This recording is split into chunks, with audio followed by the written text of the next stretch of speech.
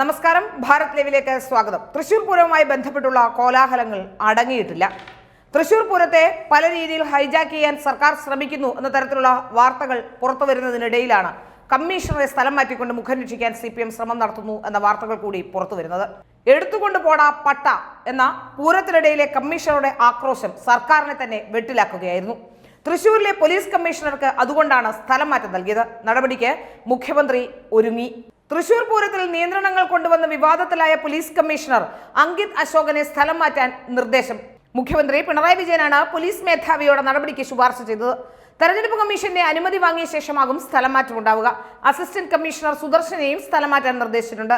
തൃശൂർ പൂരവുമായി ബന്ധപ്പെട്ട് പോലീസിന്റെ നടപടികളിൽ ഉയർന്നു വന്ന പരാതികൾ വിശദമായി അന്വേഷിക്കാൻ സംസ്ഥാന പോലീസ് മേധാവിക്ക് മുഖ്യമന്ത്രി പിണറായി വിജയൻ നിർദ്ദേശം നൽകി. ഒരാഴ്ചയ്ക്കകം അന്വേഷിച്ച് റിപ്പോർട്ട് നൽകണമെന്നും അദ്ദേഹം നിർദ്ദേശിച്ചു.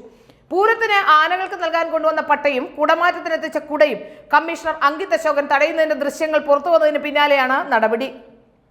എടുത്തുകൊണ്ട് പോടാ പട്ട എന്ന കമ്മീഷണർ ആക്രോശിക്കുന്നതും വീഡിയോയിൽ വ്യക്തമായിരുന്നു. ഈ വീഡിയോ ദൃശ്യങ്ങളടക്കം പുറത്തു വന്നത് സർക്കാരിനെയും പോലീസിനെയും പ്രതിസന്ധിയിലാക്കി.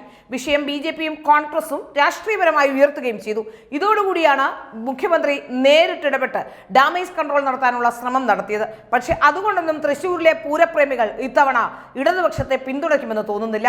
കാരണം തൃശ്ശൂരിനെ സംബന്ധിച്ചിടത്തോളം തൃശ്ശൂരിന്റെ ദേശീയോത്സവം എന്ന് തന്നെ പറയാവുന്ന ഒരു ഉത്സവമാണ് തൃശ്ശൂർ പൂരം. തൃശ്ശൂർ പൂരം ക്ഷേത്രാചാരങ്ങളോടുകൂടി തന്നെ നടക്കുന്ന ഒരു പൂരം തന്നെയാണ്.